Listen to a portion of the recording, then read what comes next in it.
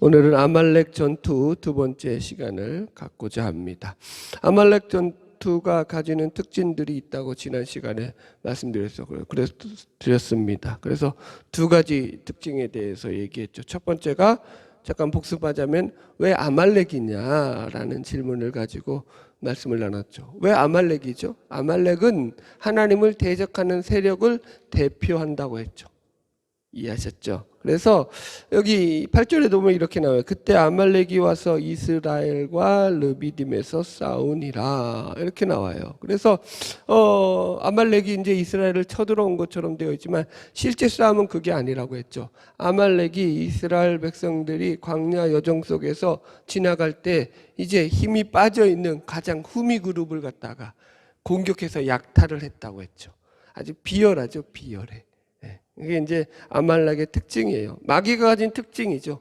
마귀는 교활하고 비열하죠. 이게 그래서 뭘 상징하는가 하면은 하나님 없는 세상의 모습이죠. 보세요. 아말렉이 에서의 후손이라고 했죠. 그래서 에서는 부자였다고 했습니다. 그죠? 야곱보다도 부자였죠. 아버지 이삭의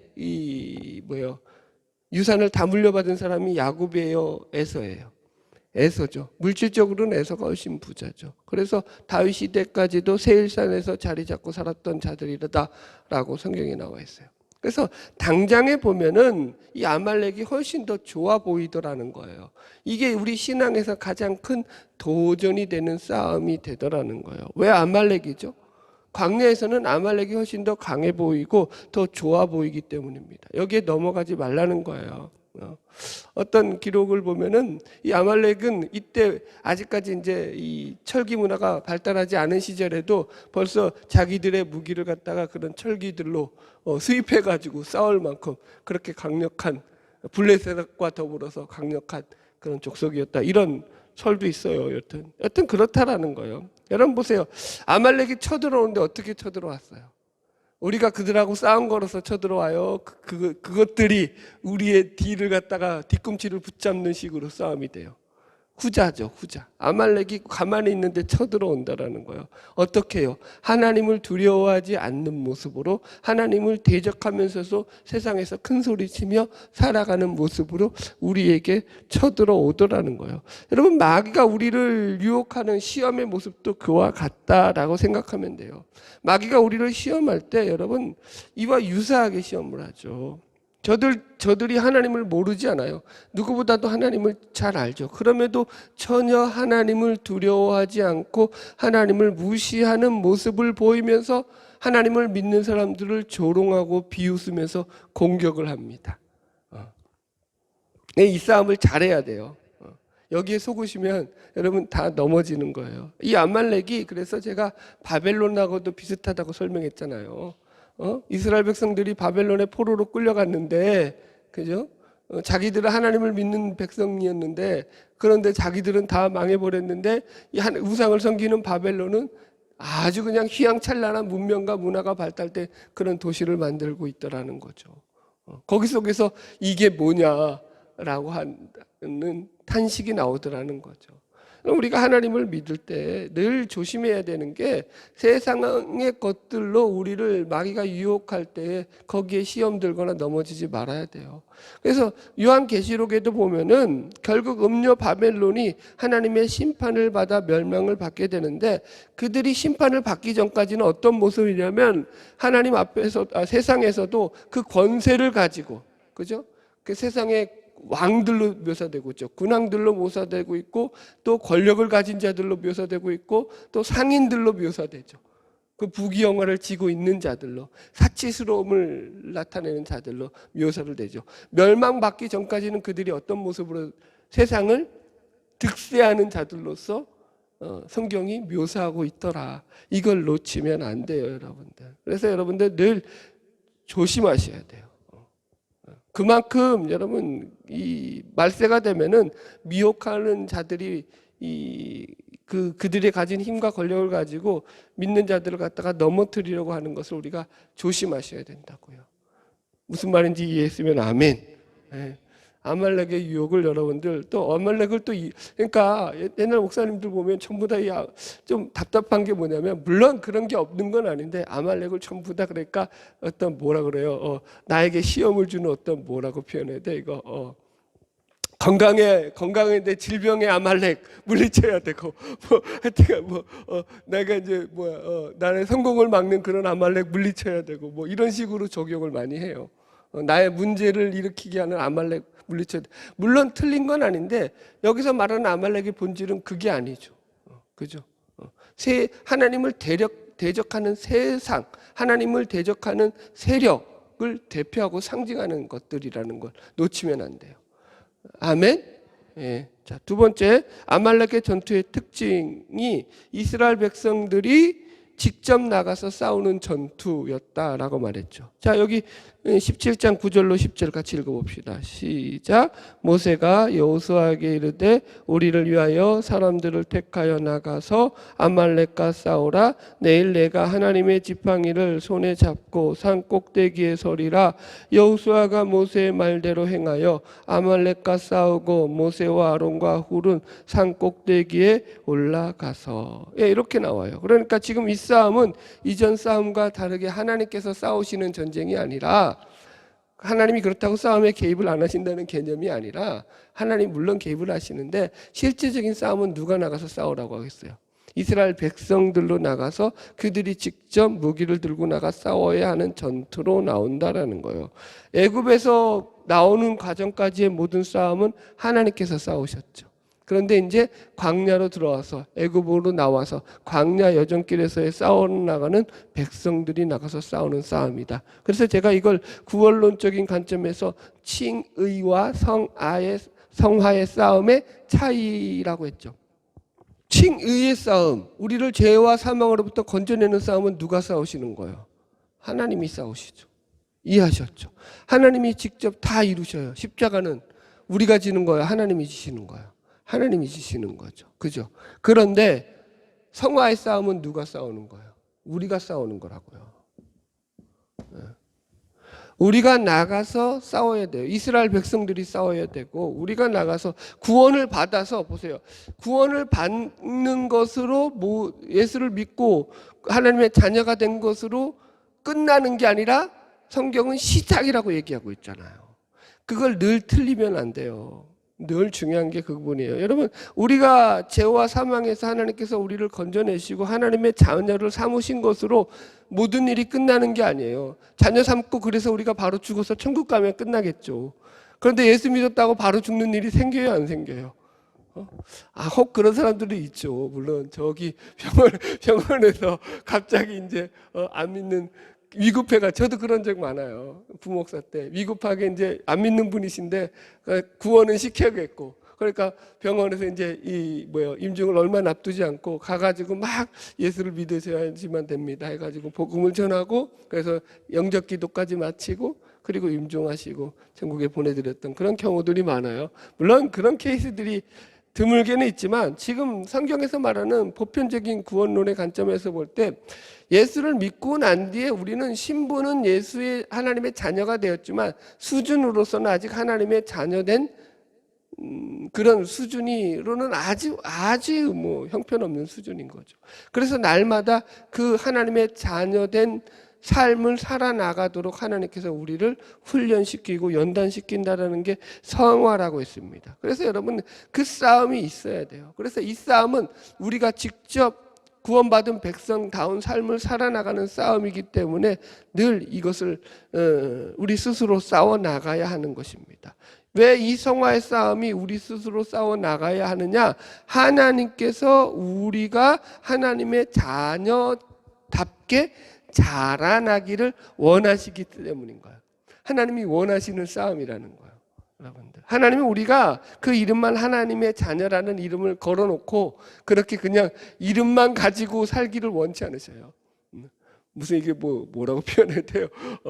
왕족 이름 같이 그 이름만 들이대면 어디든지 그냥 무사 통과하는 그런 식의 이름이 아니라 그 이름에 걸맞게 이름을 빛내고 이름을 영광스럽게 명예롭게 만들 수 있는 그런 삶을 살기를 원하죠. 그래서 늘 우리가 이 하나님의 자녀다운 삶을 살아가도록 성경에서는 하나님께서 우리에게 요구하고 있는 것들을 확인하게 됩니다. 그래서 그 삶이 늘 우리는 죄와 싸워 이겨야 되고 마귀와 싸워 이겨야 되고 하나님의 백성다운 삶을 살려고 우리의 삶 속에서 늘 이런 영적인 싸움이 있다라는 걸 놓치면 안 됩니다. 할렐루야.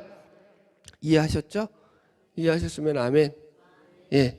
이제 오늘 우리가 마지막으로 살펴볼 말씀은 아말렉 전투를 통해서 영적 싸움에서 그럼 승리하는 그 원리들이 무엇이냐?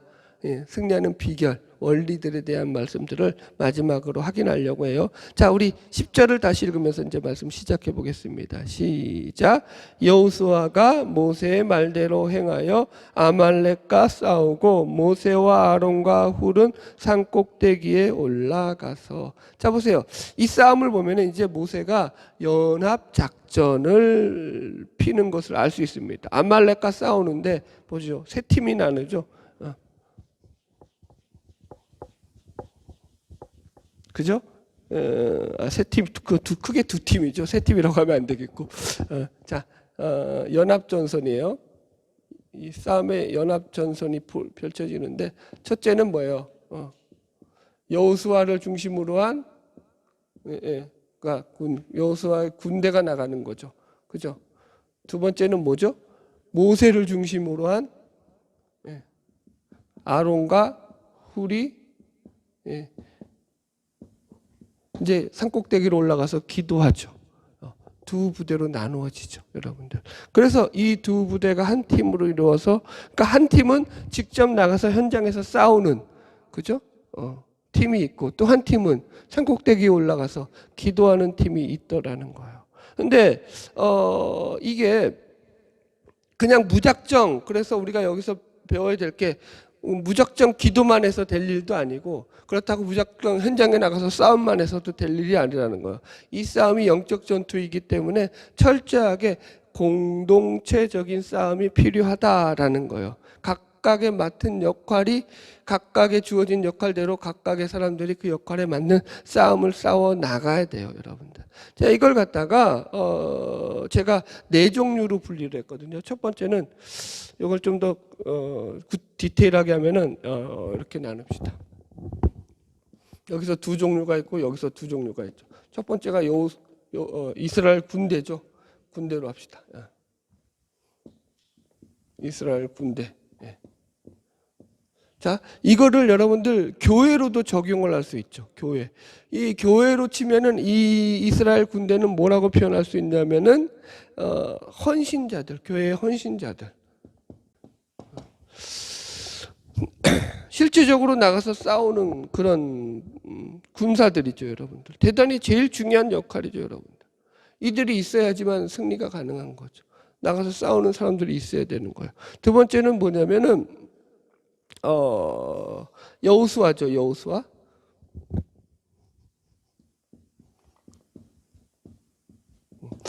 이 여호수아는 우리가 굳이 표현하자면은 교회 직분자들이라고 표현할 수 있어요. 교회 직분자. 그러니까 교회 리더들, 각 역할을 맡은 리더들. 그렇죠? 여호수아, 직접 나가서 싸우는 군인들. 그래서 어떻게 표현할까요? 속회로 치면 속장들, 선교회로 치면 회장들, 선교회 회장들, 구역장들, 각각 장들을 맡은 자들을 가리킬 수 있습니다. 그래서 보세요. 여호수아가 나가서 장군으로 진두지휘해서 이 싸움을 싸워 나갔듯이 지금 교회도 마찬가지죠. 각 파트마다 나눠진 모임들이 있죠. 소그룹들이 있다고요. 교회 안에서도. 그 소그룹 가운데서도 그 그룹을 이끌어가는 리더들이 있어서 그들을 통해 가지고 속장이면 속회면 속장들, 그죠? 선교회면 선교 회장들을 통해 가지고 모임들이 이루어지고 거기 속에서 영적인 싸움들이 이루어지죠. 이해하셨죠? 세 번째로는 뭐가 있죠? 이제 모세가 있죠. 모세. 여호수아가 나가서 싸웠지 모세가 나가서 싸우진 않았죠. 모세를 우리가 그럼 쉽게 말하면 이건 뭐 그냥 이게 비유예요, 하나. 이게 꼭 그렇다라는 거 아니에요. 그냥 한번 그냥 교회 공동체로 적용을 시켜봤을 때 하는 거예요. 목회자로 말할 수 있겠죠. 그죠?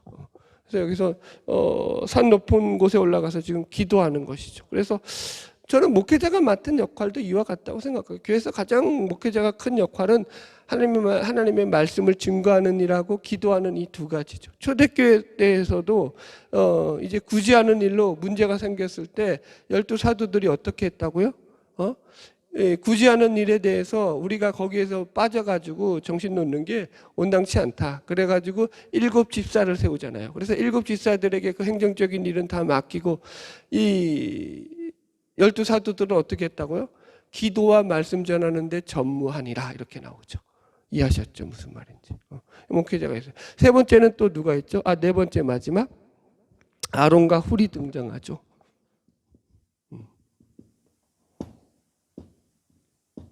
이건 굳이 말하자면 기도의 동역자들이에요. 그렇죠? 우리 교회식으로 하자면 기도의 동역자들. 보죠. 아론과 훌은 누구냐면은 아론은 모세의 형이고, 그죠? 훌은 누구예요? 모세의 누나인 미리암의 남편이라고 알려져 있습니다. 그렇다라는 것은 지금 아론과 훌이 모세보다 나이가 많다는 거예요. 적다는 거예요. 다 많다는 거예요. 더 늙었다라는 거예요. 그거에 지금 재밌는 이게 이제 하나의 또 재밌는 내용이죠. 모세도 지금 나이가 80이 넘었잖아요. 80이 넘은 노인이에요. 그러니까 뒤에 가서 보면은 보세요. 여기 11절 읽어봅시다. 시작. 모세가 손을 들면 이스라엘이 이기고 손을 내리면 아말렉이 이기더니 12절 모세의 팔이 피곤함에 이렇게 나오잖아요. 그죠? 그러니까 나이가 80이 되니까 계속 손을 들고 있을 수가 없어요. 이것도 재밌는 에피소드예요. 뒤에 가서 이제 풀어들겠지만. 그래서 어떻게 하냐면 아론과 훌이 모세를 앉히고 그 양옆에 서가지고 그 팔을 종일토록 잡아줘가지고 싸움에서 이기게 했다라는 게 지금 본문의 질거리거든요. 여튼 그래서 여러분 우리가 이런 것들을 확인할 수 있는 것들이죠, 여러분들. 그래서 교회에서도 이런 기도의 동역자들이 필요한 거예요. 아론과 훌과 같은. 그죠? 이런 것들이 연합적으로 잘 이루어져서 하나님의 교회를 세워나가는 부흥을 이루어가는 비결들이 되는 거죠. 영적 성장의 비결이 되는 거고 또 영적 싸움에서 승리하는 비결이 되는 줄로 믿습니다. 할렐루야. 재밌는 에피소드 하나 얘기하고 말씀 계속 나눌까요? 스펄전 목사님이 이제 교회가 막 부흥을 하는 거예요. 사람들이 이제 스펄전 목사님의 설교를 들으러 많은 이제 사람들이 찾아오고 그래서 교회가 막 성장을 하니까 사람들이 궁금하잖아요. 교회 부흥의 비결을 물으러 막 사람들이 스펄전 목사님을 찾아와가지고 묻더랍니다. 그럼 스펄전 목사님이 어떻게 하셨냐면은 아무 대답도 안 하고 그렇게 묻는 사람들을 끌고 교회 지하실로 내려가시는 거예요. 그래서 지하실로 내려가가지고 기도실의 문을 쫙 열면 그 안에 기도하는 수백 명의 사람들이 스펄전 목사님을 위해서 중보 기도하는 무리들이 있던 거예요. 그럼 그 목사님이 그랬답니다. 우리 교회 부흥의 비결은 바로 여기에 있습니다. 저를 위해서 이렇게 제가 설교하는 것을 위해서 중보 기도하는 이 중보 기도자들을 통해 가지고 하나님의 부흥을 지금 이루게 되었습니다. 이렇게 설명하더라는 거예요. 여러분들 결국 부흥은요, 하나님의 부흥도 기도예요. 그죠? 기도보다 더 큰 그런 비결은 없는 거예요. 하나님 앞에 기도하는 거죠. 지금 이 손을 든다라는 표현이 여기서는 기도하는 거죠. 기도. 그죠? 다른 표현을 찾아볼 수가 없죠. 왜 손을 들겠어요? 하나님 앞에 기도하기 위해서 손을 드는 거죠. 자, 우리 계속 읽어봅시다. 1절로 13절까지 쭉 읽읍시다. 시작. 모세가 손을 들면 이스라엘이 이기고 손을 내리면 아말렉이 이기더니 모세의 팔이 피곤함에 그들이 돌을 가져다가 모세 아래에 놓아 그가 그 위에 앉게 하고 아론과 훌이 한 사람은 이쪽에서 한 사람은 저쪽에서 모세의 손을 붙들어 올렸더니 그 손이 해가 지도록 내려오지 아니한지라. 그래서 결국 이제 모세가 자꾸 손을 떨어뜨리니까 모세의 손을 붙들어 올렸다 이렇게 나와요. 이 히브리 원어로 보면은 이 13절 앞에 와우라는 말이 붙어 있어요. 그러니까 이게 그리고 이런 말이에요. 그런 접속사예요. and 영어로. 그러니까 무슨 말이냐면은 여호수아가 아말렉과 싸워 이긴 것이 그 앞구절의 내용과 연결되어서 모세가 드린 기도와 더불어서 전쟁에 승리하게 된 것이다, 이 얘기예요. 다시 설명할게요. 그러니까 여호수아가 싸움만 잘해서 이긴 것도 아니고, 반대로 또 모세가 기도를 잘해서 이긴 것도 아니고, 이 둘의 연합전선이 완벽하게 잘 이루어져서 이 두 가지가 잘 조화가 되어서 지금 이 영적 싸움에서 승리하고 아말렉을 물리쳤다라는 그런 말씀이 되는 거예요. 그래서 여러분, 자 보세요. 우리는 모세가 아론과 훌의 도움을 받아서 하루 종일 손을 들고 있었더니 이제 여호수아가 아말렉을 물리치게 되었다라고 해서 마치 이게 모세의 손에 무슨 주술적인 능력이 있는 거냐, 이렇게 또 오해를 할 수가 있어요. 그게 아니지만 모세가 보세요. 시간이 지나니까 자기의 손이 저절로 내려왔다라고 하잖아요. 그죠? 그러니까 모세가 지금 그 손에 무슨 특별한 능력이 있는 것이 아니라 모세가 손을 드는 것을 상징으로 해서 그 상징 속에서 하나님의 역사하심을 나타내고자 하는 표현으로 지금 모세가 손을 들고 있는 것입니다. 여러분 보세요. 손을 든다라는 것은 뭐냐면 하나님의 능력을 의지한다라는 거죠. 손을 든다라는 표현이, 그죠? 이 기도를 의미하고 이것은 하나님만 의지한다는 표현이에요. 그죠? 다른 말로 하면은 모세가 손을 드는 건 기도죠. 그리고 하나님을 의지하는 거죠. 성경에서 기도의 표현으로 손을 들어 간구한다는 표현들이 종종 나오죠. 그래서 여러분, 이 기도는요, 모세가 하나님 앞에서 하나님께 전적으로 하나님만 의지합니다, 하나님만 매달립니다 하는 모세의 신앙 고백이기도 하는 거죠. 보세요. 모세가 왜 이렇게 기도할 수밖에 없었죠? 제가 지난주에도 잠깐 설명했는데, 이 전쟁은 이스라엘이 광야로 나와서 첫 번째 겪는 전쟁이에요. 그렇죠? 근데 이 전쟁이 지금 준비된 전쟁이에요? 준비가 안 된 전쟁이에요? 이스라엘 편에서. 준비가 안 됐다니까요. 여러분들, 마귀가 여러분들을 시험을 하는데 내가 너 시험할 테니까 기다리고 있어 하고 준비되어서 시험을 해요? 아니면은 훅 들어와요? 훅 들어온다고요. 마귀가 우리를 미혹할 때 훅 들어와 가지고 내 마음을 교란시킨다니까요. 그래서 늘 조심하시라니까요. 그래서 제가 여러분들에게도 그렇게 표현하잖아요. 나는 훅 들어오는 거 싫어한다고. 마귀가 그렇게 들어오거든. 그래서 늘 조심하셔야 돼, 여러분들. 마귀는 우는 사자같이 삼킬 자를 찾아다니면서 여러분 그렇게 우리를 갖다가 노리고 있다는 걸 기억하셔야 돼요. 그래서 여러분 보세요. 지금 이 이스라엘 백성들에게 그러면 아말렉과 싸울 만한 특별한 무기가 있어요, 없어요? 무기가 전무한 상태라고요. 애굽에서 이제 나와가지고 이제 광야길 걷는데 무슨 무기가 있냐고요. 무기 만들 재료가 있어요, 없어요? 없다고요. 그러니까 자기들 양 키우고 뭐 소 키우고 하면서 갖고 나왔던 그런 것들이죠. 그거 갖고 나가 싸우는 거예요. 아말렉, 그죠? 이게 정확한 정설은 아니지만 그래도 아말렉은 발달된 무기들을 가지고 있었다고요. 철제 무기들을 가지고 있었다고요. 육신적인 생각으로 싸움이 돼요, 안 돼요? 아말렉하고 싸움이 안 된다고요. 그런데 하나님이 보세요.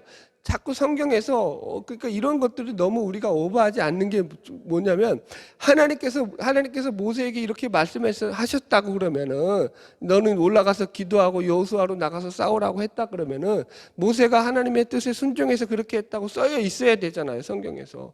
이게 중요한 부분이잖아요. 그런데 그런 말이 성경에 한 구절이라도 쓰여 있어요, 안 쓰여 있어요? 안 쓰여 있다고요. 하나님은 어디서나 등장해요. 14절이 가서야 등장하신다고. 이 사건에서는 그 전에 하나님이 등장을 해요, 안 등장해요? 등장을 안 하신다고요. 그렇다라는 것은 모세가 하나님 앞에 이 다급한 사정 가운데서도 어떻게 해야 될까요? 하나님께 물었지만 하나님이 답을 주셨다는 거예요, 안 주셨다는 거예요? 안 주셨다라는 거예요. 그래서 모세가 자기 지략을 다 동원해 가지고 여호수아는 나가서 싸우게 하고, 왜 안 그러면은 다 죽게 생겼으니까 아말렉한테. 그냥 가만히 있다가 죽느니 뭐라도 해보자 하고 지금 산에 올라가서 자기와 이제 아론과 훌은 기도하는 거고, 여호수아 군대로 해서 싸우게 되는 거잖아요, 여러분들. 상황이 이렇다고요, 여러분. 기도해야 돼요, 안 해야 돼요? 답이 나오죠. 왜 지금 모세가 손을 들고 기도하는지 답이 나오죠. 그런데 보세요. 재밌는 것은 손을 들고 기도했더니 아말렉을 이기더라는 거예요. 이스라엘 군대가. 산꼭대기에서 봤으니까 그게 보일 거 아니에요. 아론과 훌이 같이 있었으니까 보고가 올라올 거 아니에요. 근데 손을 피고 나니까 손을 내리니까 이제는 아말렉이 또 밀고 들어오는 거야. 여러분 이게 재밌잖아요. 이게 좀 우리가 표현하기 재밌다고 표현하면 안 되니까 흥미진진하잖아. 어쨌든 그죠? 싸움의 그 모습들이. 그러니까 모세가 어떻게 하든지 손을 올려야 돼요, 내려야 돼요. 자기는 끝까지 손을 올려야 돼. 어쨌든. 그런데 보세요. 전쟁에 손을 올리면 이긴다는 걸 알매도 불구하고 끝까지 손을 올리고 있을 수 있어요, 없어요? 없다라는 게 지금 여기서 딜레마라고요. 우리가 그걸 발견해야 된다고요, 여러분들. 그래서 지금 아론과 훌이 필요한 거라고요. 여러분 이런 경험들이 우리에게 왜 없냐고요. 허다하다고요. 여러분 우리도 여러분 이런 경험들이 많죠. 기도하면 영적으로 승리하고, 기도하면 사탄과 싸워 이길 수 있고, 기도하면 죄도 물리칠 수 있고, 기도하면 하나님께서 놀라운 역사를 이룰 것을 우리가 누구보다 너무나 잘 안다고요. 그래서 기도해야 돼요, 말아야 돼요? 해야 되는 걸 너무나 잘 알죠. 그런데 여러분 어때? 기도의 자리에 나와야 되는 걸 알매도 불구하고 나와요, 안 나와요? 그 뒤는 여러분들이 더 잘 알죠. 지금 그 부분을 지적해주고 있는 거예요. 예수님께서 겟세마네 올라가시면서 제자들이 이제 다 밑에 좀 내비두고 그 수제자 3명, 베드로, 안드레, 야고보, 요한 3명만 딱 데리고 있죠. 예수님 근처에 와서 이제 기도하시면서 세대에게는 야 너들은 밑에 우리 제자들에게는 그냥 앉아 있어 쉬어 이랬단 말이에요. 그러니까 걔네들에게는 자는 걸 허락했단 말이에요. 아, 말이 너무 편하게 나오네.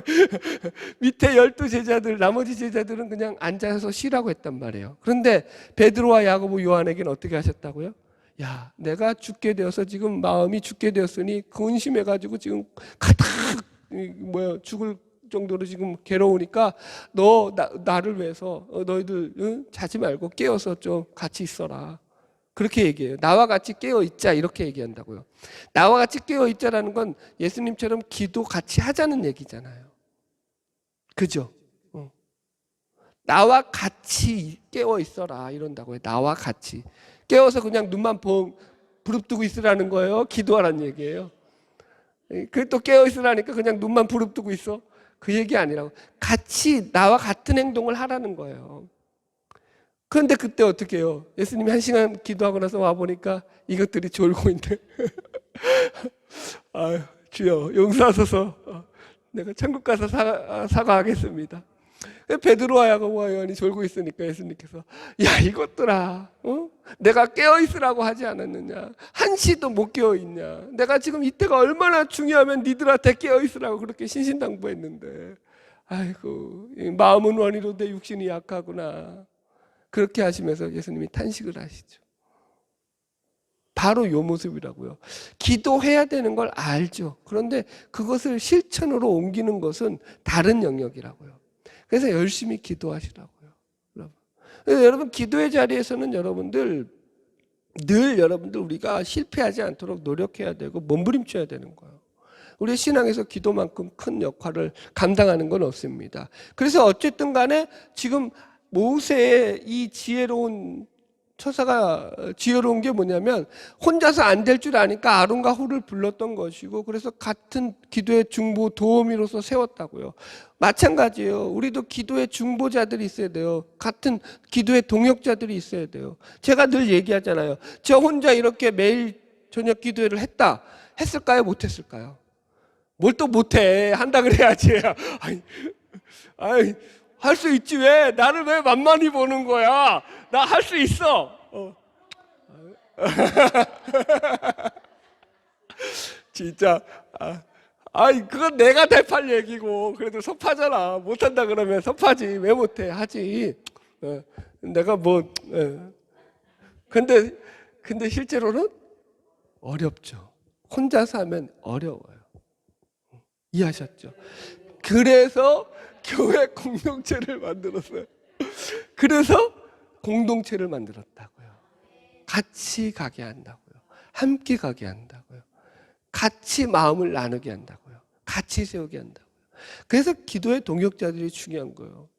기도에 동역하는 것을 통해 가지고 여러분 혼자 기도하실 때 힘드시잖아요. 동역자들을 만드셔야 돼요. 같이 기도를 할 수 있는 사람들을 있어야 돼요. 그래서 같이 기도해야 돼요. 그렇게 기도할 때에 그 기도를 통해 가지고 우리가 서로 힘을 얻는 거예요. 위로를 받고 서로 우리가 영적 싸움에서도 격려를 받고 승리하게 되는 줄로 믿습니다. 할렐루야. 자, 말씀 계속 나갈까요? 몇 절이죠? 13절, 14절 읽읍시다. 시작.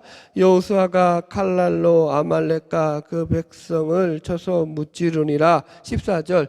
여호와께서 모세에게 이르시되 이것을 책에 기록하여 기념하게 하고 여호수아의 귀에 외워 들리라. 내가 아말렉을 없이하여 천하에서 기억도 못하게 하리라.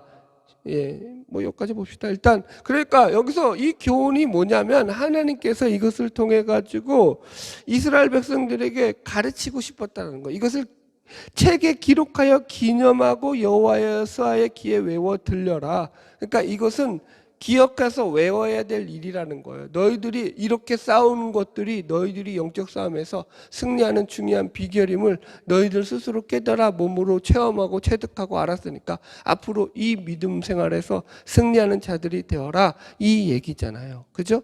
자 보세요. 그러면서 15절 16절 시작. 모세가 제단을 쌓고 그 이름을 여호와 니시라고 하고 이르되 여호와께서 맹세하시기를 여호와가 아말렉과 더불어 대대로 싸우리라 하셨다 하였더라. 여호와 니시가 무슨 뜻이죠? 여호와는 나의 깃발. 그래서 이게 승리라는 의미예요. 승리하는 거예요.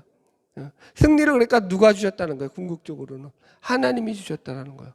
그건 인정할 수밖에 없죠. 여러분 보세요. 자, 우리가 물리적인 것으로는 이게 답이 없는 거예요. 보죠. 여호수아가 나가서 싸울 때 군대가 훈련되어서 이긴 거예요? 여호수아가 싸움을 잘했어? 정교 싸움 일장이어서? 혼자서 벽을 쳐 부숴가지고 이긴 거예요? 아니죠. 다 아니란 말이에요. 그럼 두 번째, 모세가 기도를 잘해서 이긴 거예요? 모세, 그래도 물론 그렇게 생각할 수도 있는데, 아니 물리적인 거로만 생각해 보자고. 물리적인 거로만 생각하면 모세가 기도를 잘해서 이긴 건 아니죠. 그죠? 그러니까 여호수아가 싸워 나가서 이긴 것도 맞고 모세가 기도해서 이긴 것도 맞는데, 그런 것들이 연합해서 누구를 움직인 거예요? 결과는 하나님을 움직인 거예요. 하나님이 나가서 싸우셔서 이기신 거죠. 그러니까 궁극적으로는 다 칭의도 마찬가지고 성화도 마찬가지고 하나님이 싸우시는 거예요. 그런데 성화에서는 하나님이 싸우시는데 우리더러 직접 나가서 싸우게 하시면서 하나님이 그 배후에서 싸우신다고요. 우리가 어떻게 마귀를 이겨요? 마귀는 못 이겨요. 우리 힘으로는 절대로 못 이겨요. 영물인데요. 그래서 누가 이기시는 거예요? 사실은 궁극적으로는 하나님이 이기시는 거예요. 하나님이 천사들을 보내서 이기게 하시는 거예요. 그래도 불구하고 하나님께서 우리의 기도를 통해서 그 마귀와 싸워 이기게 하시는 힘과 능력을 주신다는 거예요. 그래서 여러분들 이 싸움이 중요하다는 거예요. 기도가 중요하다는 거죠. 여러분 그래서 영적 승리는 하나님을 우리가 얼마나 의지하느냐, 하나님께 얼마나 우리가 기도하면서 하나님을 붙잡고 살아가느냐에 달려있다라는 거예요. 기도 외에는 다른 이유는 이런 이유가 나갈 수 없다. 기도 외에는 마귀를 이길 수가 없어요. 여러분 기도로 승리하시는 저와 여러분 되기를 주의 이름으로 축복합니다. 할렐루야. 자, 결론의 말씀입니다. 아말렉의 승리는 누가 이끌었다고요? 여호수아가 1, 이 모세가 3, 하나님이 하나님이 이끄셨죠. 그럼에도 불구하고 하나님은 여호수아를 싸워 나가게 하시고 또 모세로 기도하게 하셨다라는 것을 우리가 배웠습니다. 사무엘상 17장 47절에 보면 전쟁은 여호와께 속한 것이니 이런 말씀이 나옵니다. 여러분 다윗과 골리앗이 싸울 때 다윗이 골리앗 앞에서 외쳤던 소리가 그거예요. 전쟁은 하나님께 속한 것이니, 이 하나님을 우습게 하는 이 작거사 내가 너를 가만두지 않겠다면서 돌팔매 가지고 나가서 승리하지 않습니까? 여러분 이런 이야기로 말씀을 정리할게요. 일본에 가면 신간센이라는 기차가 있다고 합니다. 우리나라도 뭐 기차가 원래 KTX가 엄청 빠르잖아요. 근데 그 신간센 기차는 더 빠르다고 합니다. 우리 기차보다 2배나 더 빠르대요. 그러니까 얼마나 빠른 거예요, 시속, 그죠? 근데 그 기차가 빠른 이유가 있다고 합니다. 왜 빠르냐면은 구조 자체가 틀리다는 거예요. 어떤 구조냐면은 우리나라 기차는 보통 앞에 기관차가 있어가지고 기관사가 있고 그래서 나머지 차량들을 이게 기관차가 앞에서 이끌어가거나 뒤에서 또 끌어주거나 뭐 그런 식으로 이루어지잖아요. 근데 이 신간생 열차는 그렇게 안 이루어지고 각 차량마다 그 차량을 갖다가 이끌어가는 모터가 달려 있는 거예요. 그러니까 동일한 속도로 각 그 열차들이 동일하게 달리는 거예요. 한 칸마다. 이해하셨죠? 한 칸이 400km를 놓고 그냥 달리면 그 뒤에 칸도 400km를 놓고 연결만 돼 있는 거예요. 각자가 달리는 거예요. 그러니까 그 어마어마한 속도를 유지하면서 그렇게 달려나갈 수 있다. 발상이 좀 특이하죠, 여러분들. 제가 그 이야기를 읽으면서 이런 생각을 했어요. 아, 이게 우리의 영적 싸움과 같아야겠다. 혼자 싸우는 거예요? 함께 싸우는 거예요? 영적 싸움은 함께 싸워 나가는 거예요. 혼자 싸우면 여러분 승리할 확률이 적어요. 왜요? 우리는 연약하기 때문에 우리가 여러분 말씀을 분별하고 또 그걸 싸워서 승리할 때도 여러분 지치고 이게 여러분들 때로는 낙심될 때가 더 많다고요. 그래서 함께 싸워 나가라고요. 모든 여러분들이 이 신간생 열차처럼 각자 모터를 달아서 같이 가야 되는 거예요. 같이 달려나가는 거예요. 그럼 여러분들 천국 가는 길이 훨씬 더 여러분들 얼마나 좋겠습니까? 우리가 그냥 슉 하고 진짜 신간생 열차처럼 그렇게 천국을 기쁜 마음으로 달려갈 수 있다면 여러분 우리 신앙은 누구 하나만으로 이루어져 있지 않고 함께 세워져 가고 함께 만들어 가집니다. 그래서 한 교회가 온전히 세워지기 위해서도 이런 서로 말씀드렸듯이 협력자들이 필요한 거예요. 헌신자들이 필요하고 직분자들이 필요하고 목회자가 필요하고 그 일을 위해서 기도로 동역하는 동역자들이 필요한 거예요. 여러분들 이것이 어느 한 사람의 승리가 아니라는 거예요. 저는 물론 모세도 중요하고 여호수아도 중요하지만 제일 중요한 건 여기라고 봐요. 여기하고 여기 1과 4 헌신자들이 있어야 되고 기도의 동역자들이 있어야 되는 거. 그들 가운데서 세워진다고 봐요, 여러분들. 아멘. 여러분들 우리 교회를 통해서 하나님이 이런 꿈들을 주십니다. 날마다 하나님의 역사를 이루어가는 데 있어서 너희들 기도로 승리해라, 기도로 무장해라, 기도로 하나님 앞에 나아가라. 할렐루야. 바라기는 저와 여러분을 통해서 여호와 니시 하나님, 승리를 주신 하나님의 영광된 은혜가 날마다 넘쳐나기를 주의 이름으로 축복합니다. 기도하겠습니다.